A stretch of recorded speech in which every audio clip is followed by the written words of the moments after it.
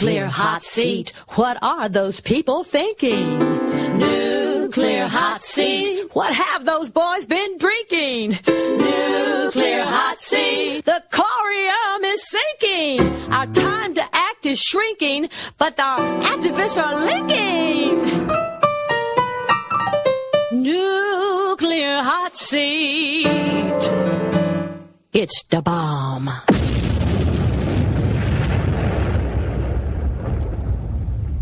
Welcome to Nuclear Hot Seat, the weekly international news magazine keeping you up to date on all things nuclear from a different perspective. My name is Libbe HaLevy. I am the producer and host, as well as a survivor of the nuclear accident at 3 Mile Island from just 1 mile away.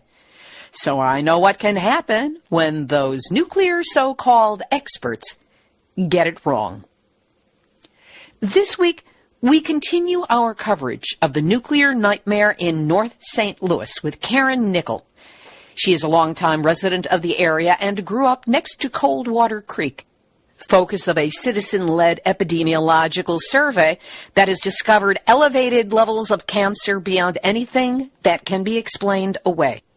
Karen is also one of the admins for the Facebook page Westlake Landfill, and has been instrumental in helping the local residents organize to get official response and support for the dilemma in which they find themselves.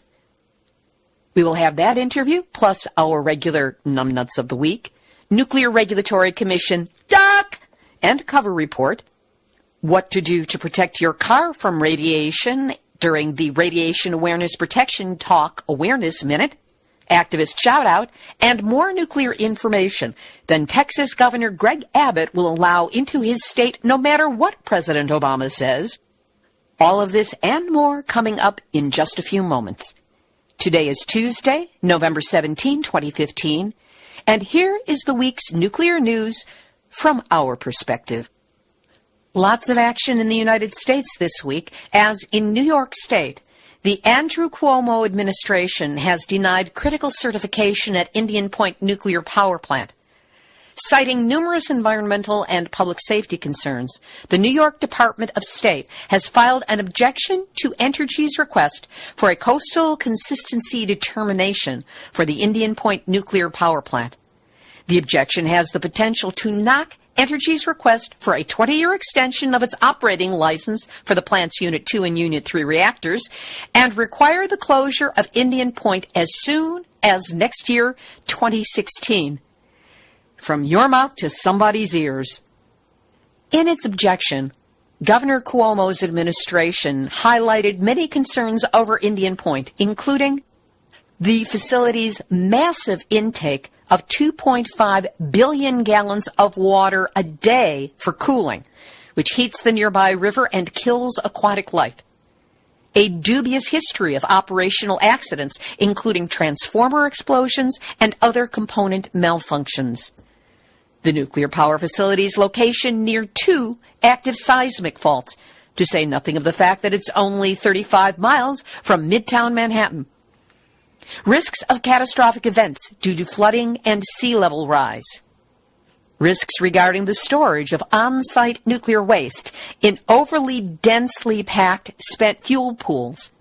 And radiological leaks from spent fuel pools and other components, which have already resulted in large plumes of groundwater contamination under the site that leach into the Hudson River.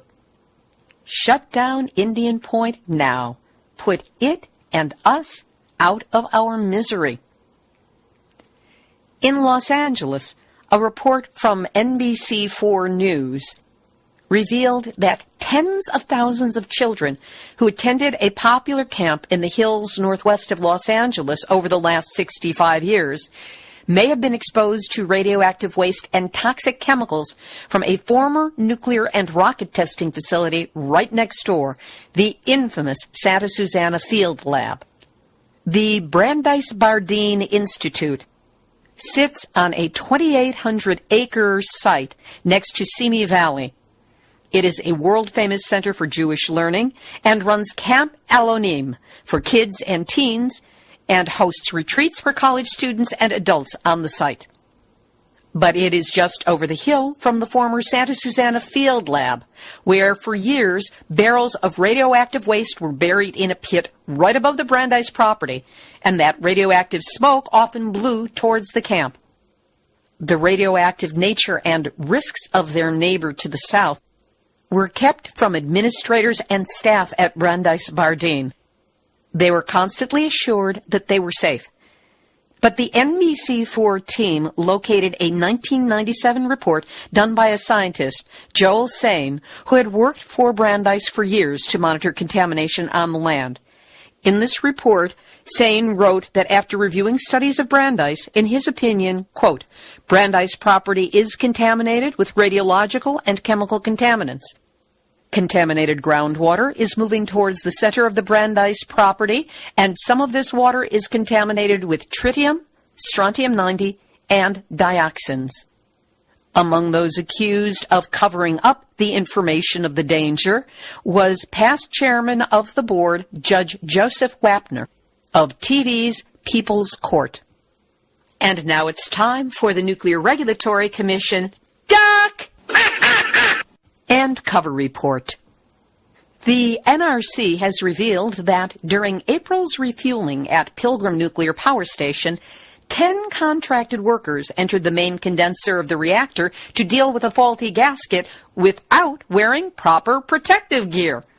All 10 were contaminated, and after full-body measurement of radiation levels, 5 were found to have radioactive contamination. That was only one of 5 violations picked up in an analysis of Pilgrim's performance during the first quarter of this year. The NRC is increasing its oversight of Unit 1 at the Sequoyah nuclear power plant near Chattanooga, Tennessee, as a result of the frequency of unplanned shutdowns at the facility. The NRC cited 1 trip at Unit 1 in the first quarter of this year and 3 trips in the third quarter. As a result, Unit 1 crossed the green to white threshold for the unplanned scrams per 7,000 critical hours performance indicator, which is a convoluted way of saying that it is now at level 2 of a 4-level color-coded system that shows the increasing order of safety significance. As the significance increases, the NRC heightens the level of oversight for that facility. The inside joke being, of course, that the word oversight has 2 meanings. It can mean overseeing, as in monitoring and managing, and it can also mean overlooking, as in not really paying attention to what's right before your very eyes. I wonder which one the NRC means in this case. Entergy Nuclear, which operates the Palisades atomic reactor on Lake Michigan, has applied to the Nuclear Regulatory Commission for weakened safety regulations to accommodate Palisades' continuing operations, despite having the single worst embrittled reactor pressure vessel in the United States and other forms of severe and worsening age-related degradations. Palisades has operated for nearly 45 years and is located on the Lake Michigan shoreline in Covert, Michigan, right across the lake from Chicago. They have been opposed in this by an environmental coalition consisting of Beyond Nuclear, Don't Waste Michigan, Michigan Safe Energy Future, and Nuclear Energy Information Service of Illinois. They've been represented by Toledo attorney Terry Lodge and served by expert witness Arnie Gunderson, chief engineer of Fairwinds Associates. However, last Tuesday, November 10, the NRC commissioners voted to deny the Environmental Coalition's appeal while ruling in favor of Entergy. Hey, Chicago, does that make you feel any safer? 'Cause that's this week's Nuclear Regulatory Commission Duck! And cover report. Regular listeners to Nuclear Hot Seat will recall the report from last August of a report issued by the University of Nebraska in Lincoln showing that water in the Ogallala or High Plains Aquifer, it's known by both names, which underlies 8 states and provides drinking water for 6 million people, was showing contamination by uranium at levels up to 89 times that of the highest levels allowed by the EPA. A listener alerted me to a story about McCook, Nebraska, and their water treatment facility, which has been in place for 5 years. Now, McCook is definitely above the Oglala Aquifer, and yet the uranium in their drinking water was at levels of 16 parts per billion, which is almost half that of the maximum contamination allowed of 30 parts per billion, and much lower than 89 times that, which is math I don't want to get into right now. The question for all other parts of the country where groundwater and drinking water and agricultural water may be contaminated by radiation is, what are they doing that's so right, and how can you do it real fast? We'll get you that story when we can. But now... Nuclear hot seat, nuclear hot seat, nuclear hot seat, NUMNUTZ of the week. Ah, the U.S. national parks. Those last bastions of nature, preserved virtually intact in all their splendor for generation upon generation to enjoy. The Grand Canyon, Yellowstone, Sequoyah, Denali, the Manhattan Project. Manhattan Project? That's right. As of last Tuesday, November 10, Energy Secretary Ernest Moniz and Interior Secretary Sally Jewell signed an agreement creating the, are you ready, Manhattan Project National Historical Park. Nothing like a site that commemorates the creation of the most deadly technology on Earth and that still poisons millions with enough unremediated radioactive crapola to make John Muir want to roll over in his grave. But wait, did I say sites? Nay, I err. How about sites? That's right, 3, count them, 3 separate sites. Why, 12 in Oak Ridge, Tennessee, where uranium for the bombs was separated. The Hanford site in Washington State, where plutonium was manufactured from that uranium. And Los Alamos National Laboratory in New Mexico, where it all came together and the bomb was designed and assembled and got that plutonium ready to be put to good use. It's the trifecta of nuclear nightmares, all being created as an historic monument to commemorate one of the worst experiences in the history of the human race. Even more bizarre, last week, the Interior Department convened a private scholars forum of 21 experts from across the United States and Japan, those happy recipients of this technology that's being commemorated. And so many people have first-hand knowledge of the subject of these sites. This Scholars Forum was brought together with the aim of bolstering the credibility of how the government will tell the story of the Manhattan Project. Oh yes, do get Japan's input to this, especially the hibakusha. Addressing a briefing at the State Department that was packed with Japanese news media, Vic Knox, a facilities and planning official at the National Park Service, said the Manhattan Project Park is, quote, being created to remember and learn from this event, which changed the history of the world. He neglected to add, not for the better. But here's the thing. The National Park Service Organic Act of 1916 has as its mission, and here I quote, to promote and regulate the use of the national parks, which purpose is to conserve the scenery and the natural and historic objects and the wildlife therein, and to provide for the enjoyment of the same in such manner and by such means as will leave them unimpaired for the enjoyment of future generations. So, what kind of enjoyment can we find if we go to one of these 3 sites? No trees, no breathtaking natural vistas, no waterfalls or wilderness, no wildlife, no dispersed camping either, and don't you dare take a souvenir rock because you never know where it's been or what it's been. Just an unnatural national park filled with propaganda and commemorating grief. Pro-nuclear forces in our government who backed this proposal to its current place have no shame, no empathy, no heart. And that's why everyone behind this travesty of the intention of the National Park Service is this week's Nuclear Hot Seat, NUMNUTZ of the Week.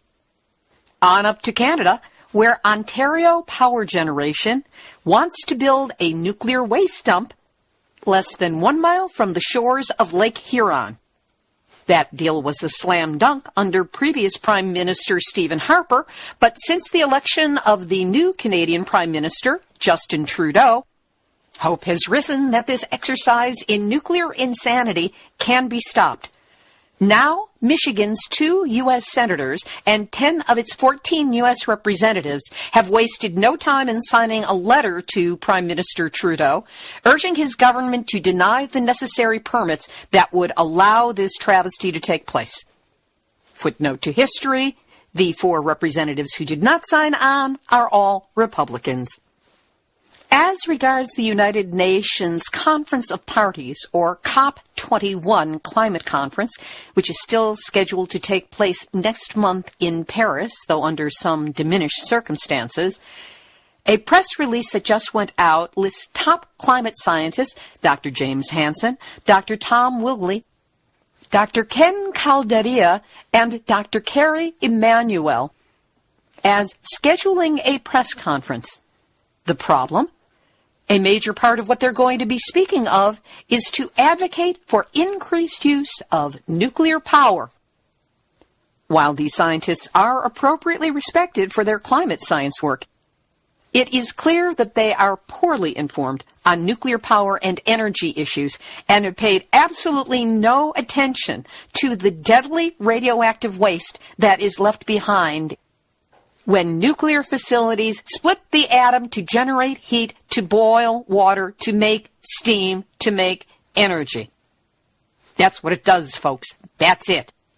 A brilliant response to Hansen et al. Has been written by Michael Marriott, president of Nuclear Information and Resource Service, or NIRS, and we'll have a link to it up on our website, nuclearhotseat.com, under this episode, number 230. And in New Zealand on November 17, about 150 protesters blockaded the annual New Zealand Defense Industry Association conference. Groups represented include union activists, LGBT rights campaigners, anti-war activists, and at least one representative of the anti-nuke community in the form of Kevin Hester, who is a longtime nuclear hot seat regular. 28 people were arrested, but according to Kevin, they just settled on giving me a smack on the side of the head. Knowing how hard-headed Kevin can be in his activism, our sympathies go out to whatever it was that hit him. We'll have today's featured interview in just a moment, but first, Nuclear Hot Seat needs your support to help us keep going and keep growing. We have monthly operating expenses. There are more changes we want to make to the website to make it even easier for you to navigate your way around. And there's some travel in the next 12 months that I think is important to get on the schedule and be able to follow through on, so I can bring you the nuclear stories with eyewitness reports as they are happening. If you wish to donate and help support this show, you can do so by going to nuclearhotseat.com and clicking on the big red donate button. You can donate through PayPal or directly from your credit or debit card.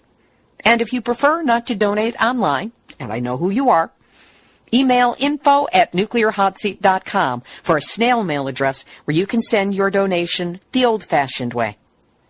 Whatever you can do to help, you have my gratitude. Karen Nickle is a longtime resident of the North St. Louis area who grew up close to Coldwater Creek.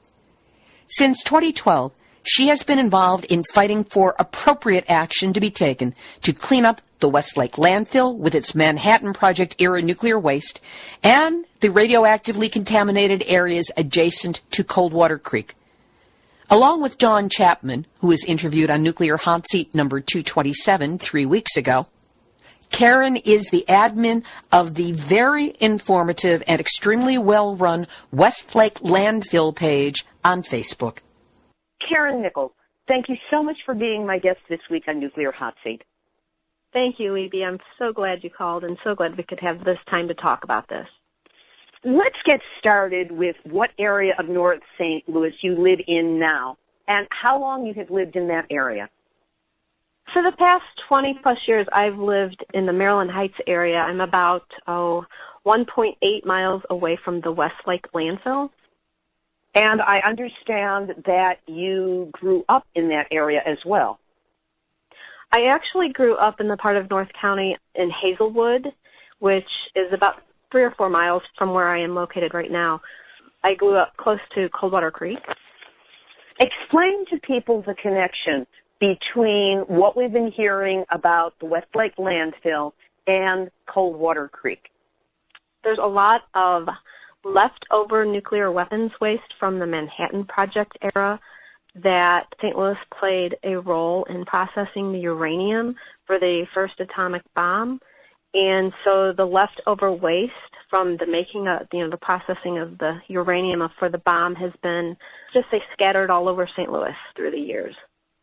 When we say Coldwater Creek, is that something that is separate from what's going on at the Westlake landfill, or is that simply another aspect of the contamination and how the contamination has been spread? It's another aspect of the contamination. The waste that ended up in the Westlake landfill is actually waste from a food wrap site, which came from Laddie Avenue in the airport. So the same contaminated materials have ended up now in the Westlake landfill.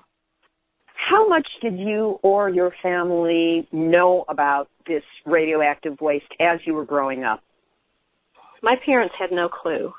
We lived closer to the city of St. Louis up until the time I was 9 years old, and my parents wanted to move out to the county, better school district and more opportunities, a bigger neighborhood with, more children. So they saved, and finally they were able to purchase their home in a quiet neighborhood, kind of secluded, safe. They had no idea that any of this was going on, no idea that the creek was contaminated. We had the creek in our neighborhood, and we had 2 parks in our neighborhood. One was at one end of my street, and St. Finn Park was at the other end of my street, which was also on the banks of Coldwater Creek. The creek would flood up into the neighborhood, up into the park all the time. The kids played in the park all the time. We were fortunate. We had 2 parks to choose from. The kids mostly chose the park at the end with the creek in it. And did you play in the creek? Did you splash around? Did you swim in it? What was your relationship to this creek when you were growing up? I didn't play so much in the creek. There were a lot of times where we would walk through the creek, along the banks of the creek, because it would take you to McDonald's. It would take you to your grade school. The connections of where this creek would take you were endless. So I do know that there were a lot of kids that were on rope swings and, always in the creek. Everybody was always in the creek. When you were growing up, was there any awareness of illness or severe illness in the kids, in the families around you? Looking back now, there were some issues. One neighbor that the mom seemed sickly all the time. I know that there was a neighbor down the street that the kids were a little bit younger than me. I'm 52, and the kids were a little younger than me, but they had both lost their parents to brain tumors. Things like that you think back now and you're like, wow, I wonder if that's related. But as far as thinking as a kid on illnesses, I wasn't seeing anything with other children. When did you and your family first find out about the radioactive contamination at Westlake and its implications for Coldwater Creek? It was November 2012. Really? Excuse me, I have to be shocked at that your awareness of this is so recent. It was November 2012, and the day that I found out about it, I called my mom, and I'm like, Mom, do you know anything about this? Do you remember anything, hearing anything? And she said, I do not know what you're talking about. I have no clue. So, no. And I've talked to other parents from friends of mine back in the day, and nobody that I know knew of this. How did you find out in November of 2012? Was that when the stories first started hitting about the fire at the adjacent landfill, the Bridgeton landfill? In July of 2012, I had gotten really sick. I have systemic lupus. And I'm so sorry. Thank you. I was diagnosed about 15 years ago, and I had went into a really bad flare, and I went to the doctor, and we talked about causes for lupus and autoimmune diseases and so forth and so on. And he mentioned something about, the environment being a trigger, and there's been a lot more studies and research going on with lupus in that area.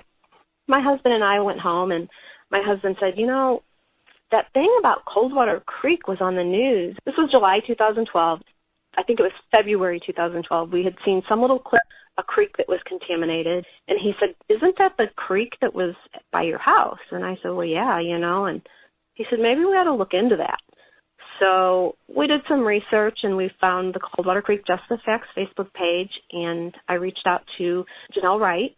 We started talking, and I learned a lot about Coldwater Creek, and I learned of illnesses that people were facing. So there was a food rep meeting, an Army Corps of Engineers food rep meeting coming up. She said, well, why don't you come to that? And I said, okay, and my mom lives 2.5 hours from me now, and she said, well, I'm coming with you. And so we went. I think that was the beginning of November 2012. That's when we learned about how extensive the contamination was, where it was, just for Coldwater Creek. And then after the meeting was over, there was a gentleman in the back, and he said, hey, I have a flyer for everyone, and he's passing out flyers. And it was actually Ed Smith with the Missouri Coalition for the Environment. He said, I want to tell you about this landfill that has radioactive waste. And I said, oh, okay. And he told us a little bit about it. And I'm like, oh, my gosh, it's right by my house I live in now. For the past 20 years, I've been raising my own children, my 4 children, in a home less than 2 miles away from a radioactive Superfund site. And it's the same waste that I was exposed to as a child in Hazelwood.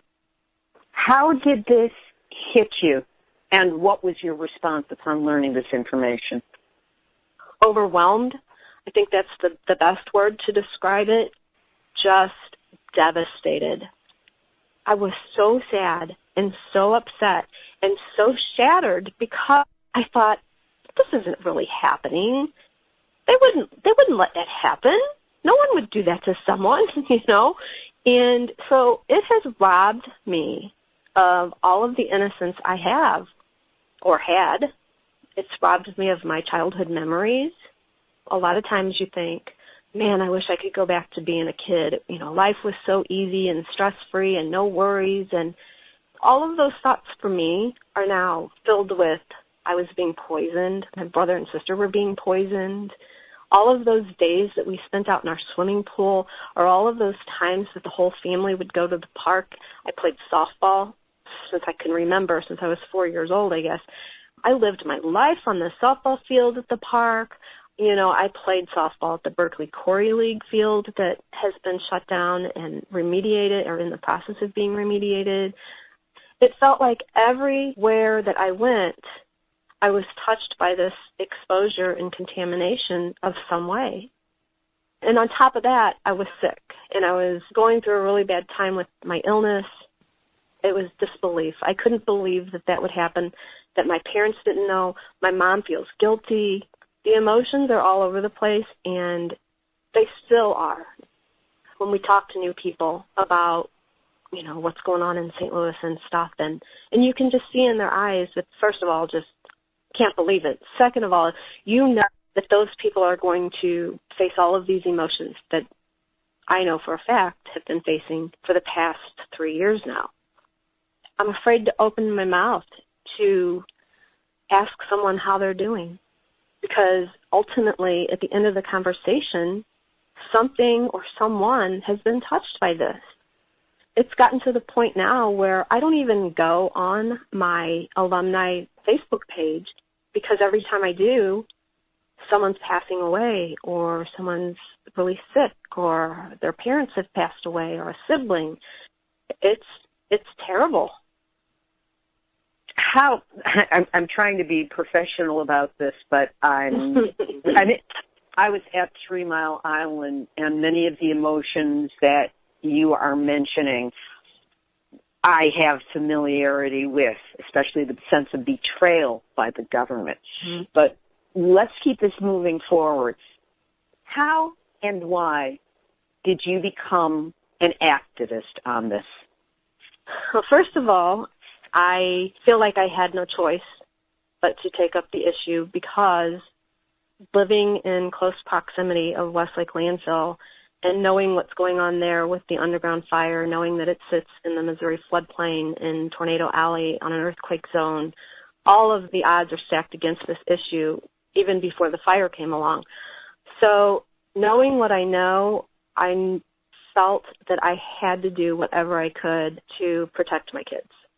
For me, that's going to the ends of the earth, to do whatever I have to do to protect my kids, because I want my kids to know that I did everything I could for them, that I put up the fight, and that I wanted this to stop. My parents didn't get that chance. They never got the chance to fight for me. No one protected me. And so I will do whatever I can to protect my kids. Which, of course, is as it should be.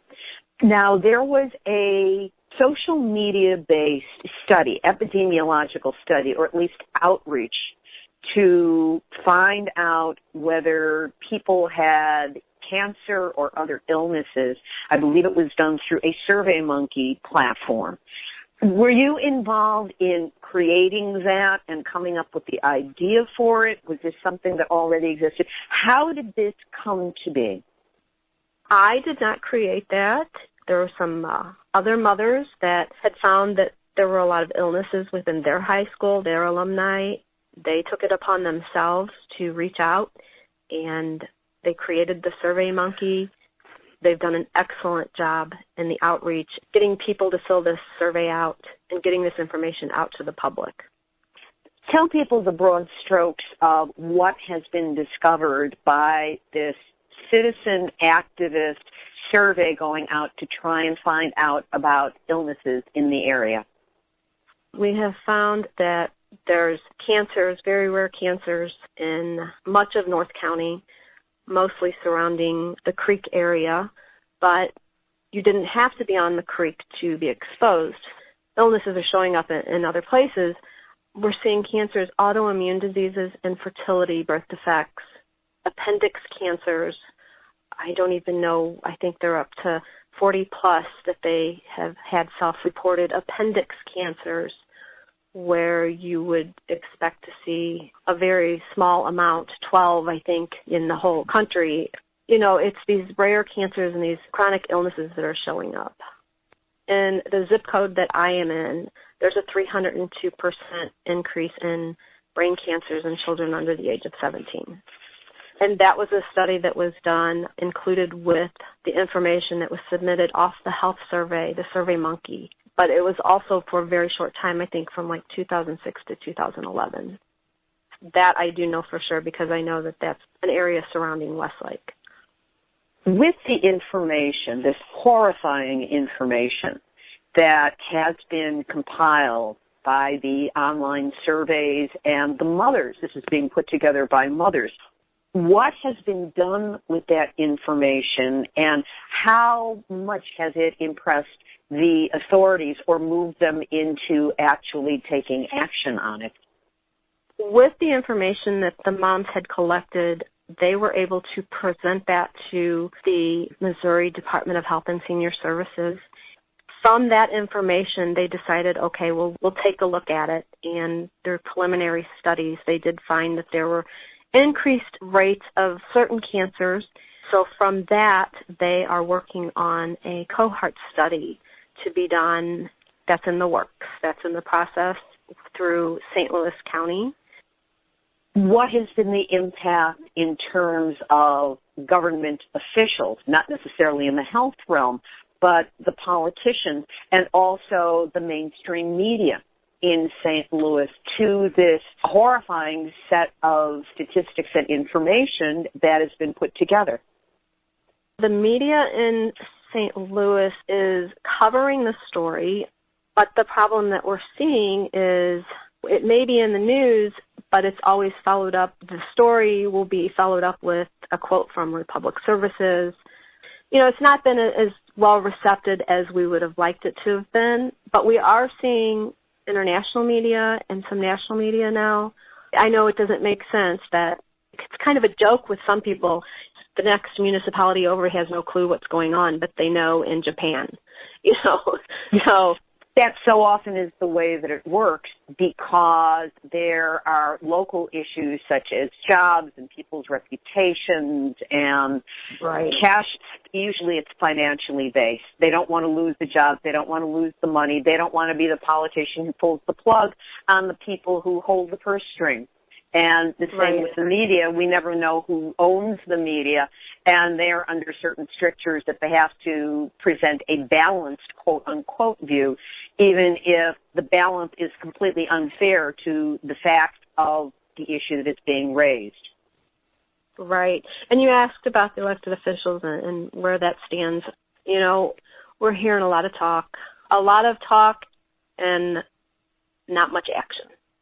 Some of it feels as though we're being stalled. Some of it feels as though it's almost like no one knows what to do about this situation, which I don't understand because no one has a solution to the worst toxic disaster in the country. And it's getting very frustrating.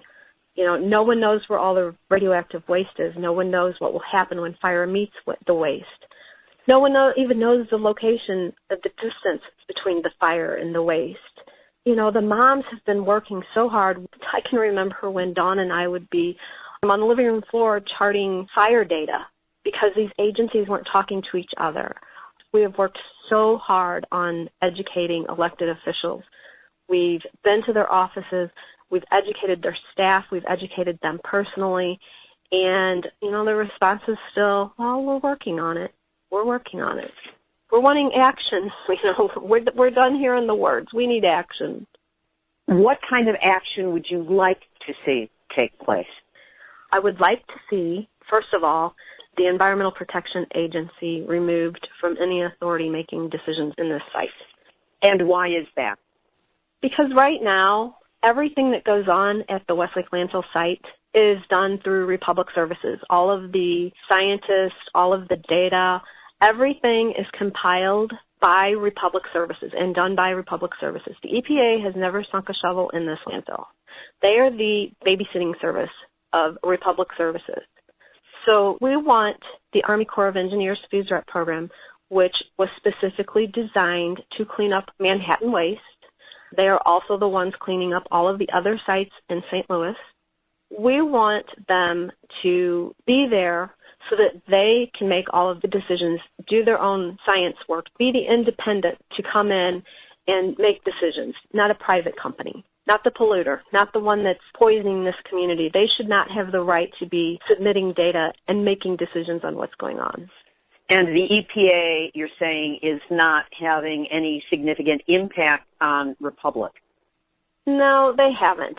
We feel that they should be coming down harder. You know, it's been 42 years and the EPA still does not know where all of the radioactive waste is on the site. The site's never been fully characterized. They don't have the authority to go up on that site. So they have to take the word from Republic Services. And quite frankly, Republic Services has done a pretty good job lying and trying to destroy this community. All we wanted for them to do was be a good corporate citizen, a good corporate neighbor. And from the very beginning, they've hid this fire. They're not telling the truth. The Missouri Attorney General has had to sue Republic Services for violations of air and water violations. But every single time that he needs information that Republic's not submitting, he has to take them back to court to get them to submit the information that's needed to determine issues with the fire. Because the fire is under the jurisdiction of the state and the radioactive waste is under the jurisdiction of the federal government. So the EPA has the waste and the state of Missouri has the fire. And with bureaucrats in charge, I'm sure that they're trying to, as we've called it here on Nuclear Hot Seat before, pass the hot potato back and forth, and meanwhile you're stuck in the middle with this danger so close by. Absolutely, and that's the problem. They can go back and forth, and the potentially responsible parties, they're going back and forth with their attorneys, and the EPA is going back and forth with theirs, and you have the Attorney General that's got his litigation going on, and meanwhile you have an underground smoldering fire burning out of control towards nuclear weapons waste, the oldest nuclear weapons waste in the country. It's been sitting on the surface of this landfill for over 40 years. Knowing what you do now, what plans have you put in place or are you putting in place as regards your family, knowing that this fire is looking like it's going to intersect with the radioactive waste sometime in, at this point, 2 to 5 months from now has been predicted? I have been so busy doing the Just Moms stuff and working on the issue at hand. We've talked about it.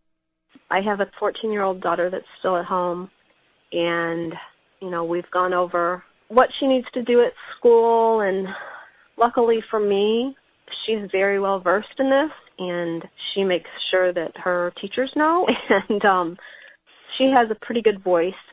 And, you know, but we are trying to get our things together that we can put somewhere else that we know will be safe. I don't really have family here, so it would be about a 2.5, 3-hour drive for me anyway to get out of town. But I have grown children that live here. I have grandchildren, and just the stress of trying to coordinate all of that, I'm not leaving my kids. And, you know, a lot of people will say, well, why don't you just move away? Why don't you just, if it's bad and you think it's bad, then why don't you just move away? Well, it's really not that easy. You know, where am I going to move to? I won't leave my grown kids and my grandkids, and they don't have the resources to move. And I wouldn't want to sell my house or leave my house to someone else with a family or anyone. You know, I wouldn't want my grown kids to do that with their homes. And where do you go? You know, it's easier said than done. If you could tell the authorities anything directly, what would you say? I would say that it's been a long time and that 2 moms have stepped up to the plate and dedicated pretty much 24 hours a day, and other moms and dads in this community. It's not our jobs, and it breaks my heart that there's no one out there looking out for us. And I would say to them, it's your turn. It's your turn to do your job, and it's your turn to take care of my kids. This is on your shoulders. You know, our lives lie in your hands. And we're not asking for much. We want those living closest to the landfill because we have a community that lives less than a half a mile from the landfill. We want that community bought out up to a mile within the fence line property. We don't want people living there. Just from the exposure to the toxic emissions coming out of this landfill alone is reason for those people to be relocated if they want to leave. We want to have a fair market value assurance plan for those of us that down the line may want to sell our homes if this fire is still going on or whatever. We want to be able to keep our tax base up and have some hope. And the other thing is you have the ability today to sign this over to FUSREP. You have the ability today to make these decisions that will impact people for the rest of their lives. We deserve the chance. We deserve that. We deserve someone else that's experienced to go up on this landfill that can make decisions, the ones that are cleaning up the same waste everywhere else. Why are we being left out? And they have the power to do this. They can sign this over to the Army Corps of Engineers FUSREP program tomorrow. If listeners to Nuclear Hot Seat can help you in any way, what can they do? They could call their senators in their states, or in Missouri, call our senators here, and let them know what's going on here and how concerned they are of the situation at the Westlake landfill, and ask them if they would contact the Missouri senators and get on board to get this transferred to the Army Corps of Engineers FUSREP. You can get on our Facebook page. It's Westlake Landfill. You can like our Just Moms STL Facebook page. We have a website you can visit at stlradwastelegacy.com. And you can pray for us. We just want someone to help us. We're so tired of living in fear and panic and being scared and not being able to let our kids go outside. You know, a simple trip to the park is taking masks, inhalers, eye drops, Tylenol. You never know when it's going to hit you. You know, the odor coming from this landfill is unbearable. We have kids that stand out at bus stops. Their school is 3 or 4 miles down the road, and they may stand out in the bus stop in the Spanish Village subdivision right near the landfill. And when they get to school, other kids are making fun of them because they smell. This stuff gets in your clothes, in your hair. It doesn't leave your skin. It doesn't leave your nose. I want people to know that our kids are having bloody noses. We're losing our hair. We have people that are fatigued and confused and nauseous. And for me personally, I know that because I have lupus, you know, my immune system is lowered by medicine, and I have to stay that way. And getting a sinus infection, getting all of these respiratory things that go on with being exposed to the stench and the toxic stuff coming out of the landfill, that's not easy for me to get over. I have a chronic illness already. And as soon as you start to get over it, here comes another big whiff of stench, and you're right back to where you started from. You know, we have newborns that are being brought home into Spanish Village subdivision. Those people, it's in their homes. They can't open their windows or go outside. It's in their homes. I just want people to know that that's what we face here on a daily basis, and that's something that no one should ever have to go through. I agree. How can I do anything but? This has been a very deeply moving interview. And Karen Nickle, I want to thank you for being my guest this week on Nuclear Hotseat. I really appreciate it. Thank you for all you're doing to help spread the word. That was North St. Louis resident Karen Nickle. You can learn more about the issues we discussed by going to Facebook and checking out either the Westlake Landfill page or Coldwater Creek Just the Facts, Please. You can also visit their website, STL for St. Louis, stl.radwastelegacy.com.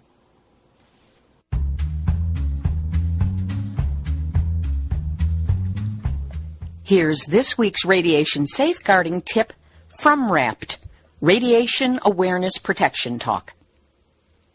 Your car's air filter works hard to take particles out of the air. When you drive through a contaminated area, it accumulates particulate matter that is toxic and may be radioactive, especially if you live near a known site of radioactivity.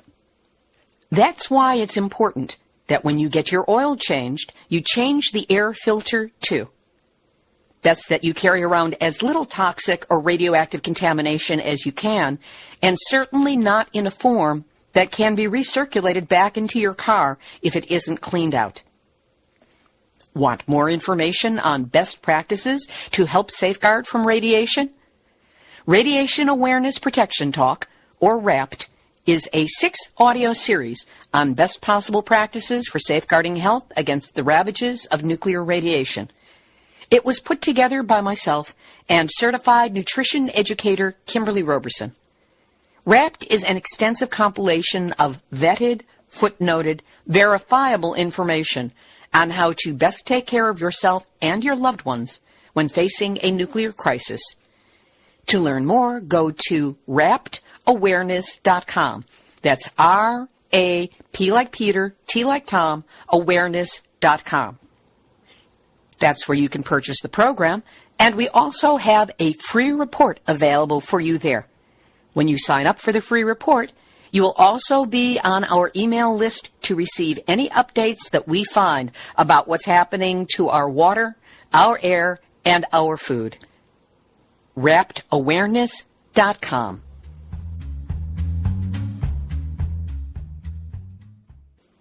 Activist shout out. We, all of us, have until just Thursday, November 19, 2 days from now, from when I'm recording this, to register comments with the Nuclear Regulatory Commission against the petitions to change the method that they use for measuring the risks of radiation exposure.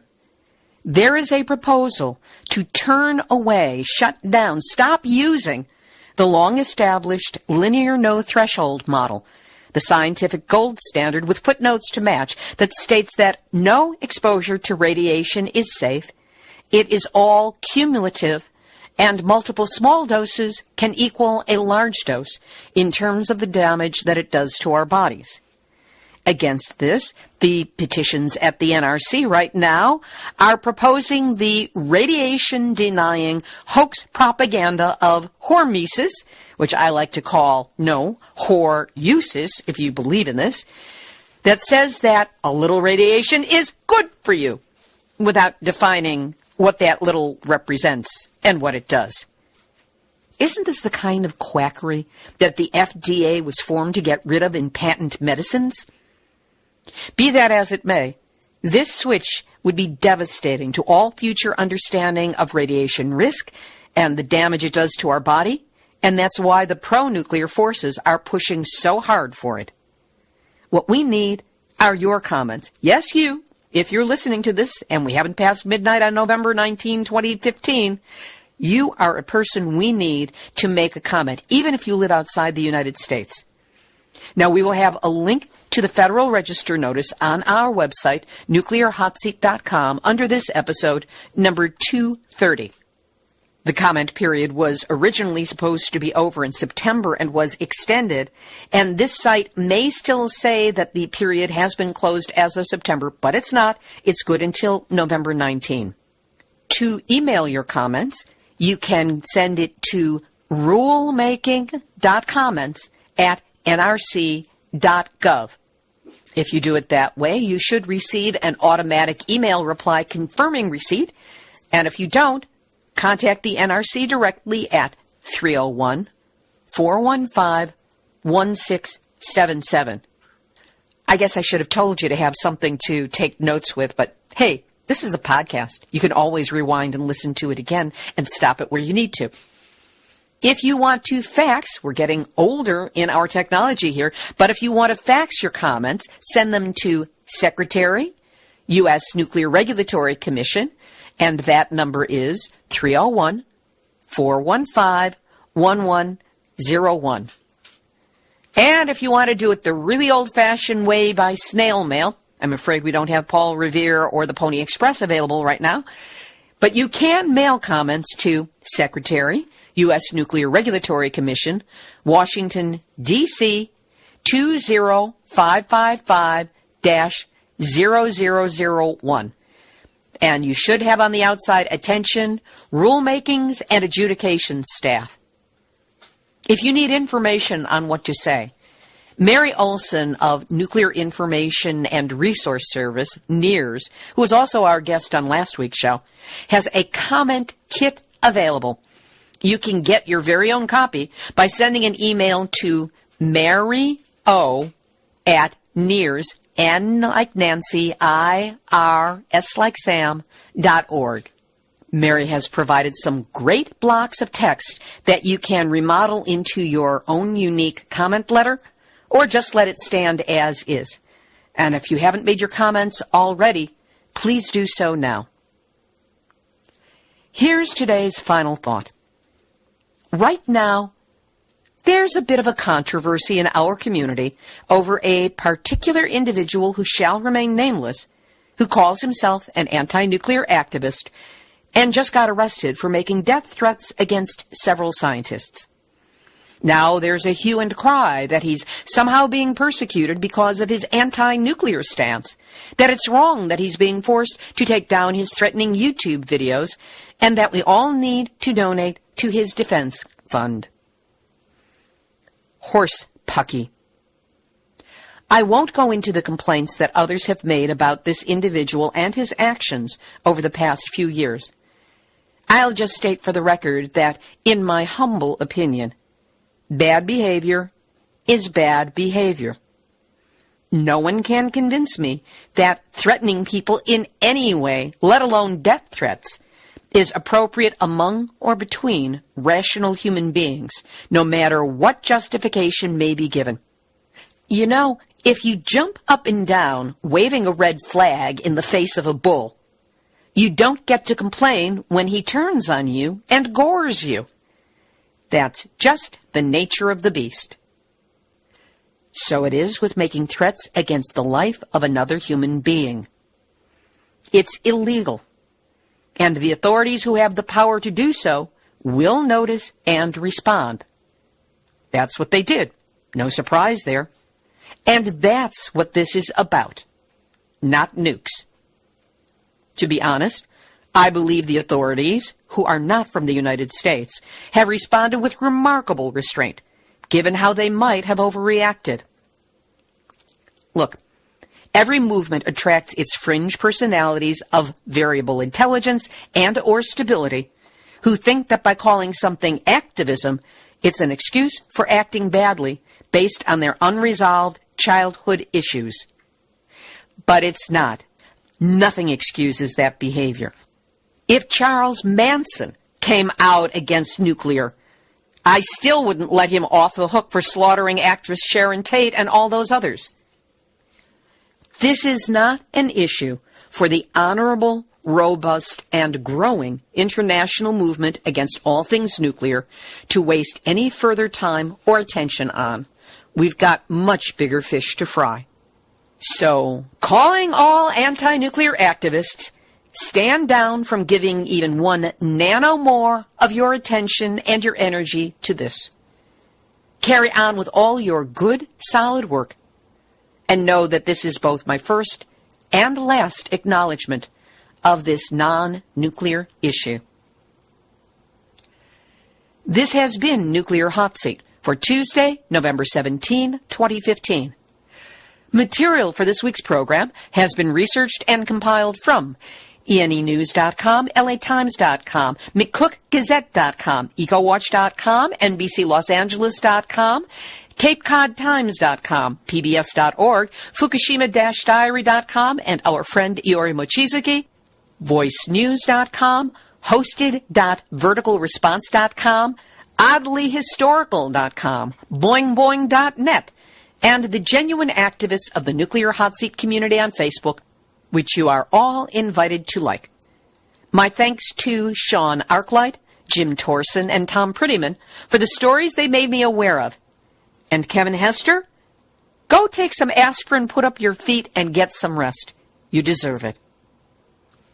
Theme music written by me, sung by Marilee Weber, accompanied by John Barnard, recorded at Winslow Court Studio in Hollywood.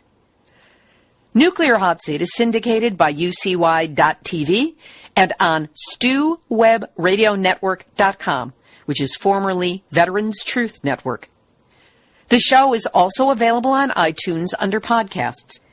The archive is available on the website, nuclearhotseat.com, on our YouTube channel under Nuclear Hot Seat Videos, and on iTunes.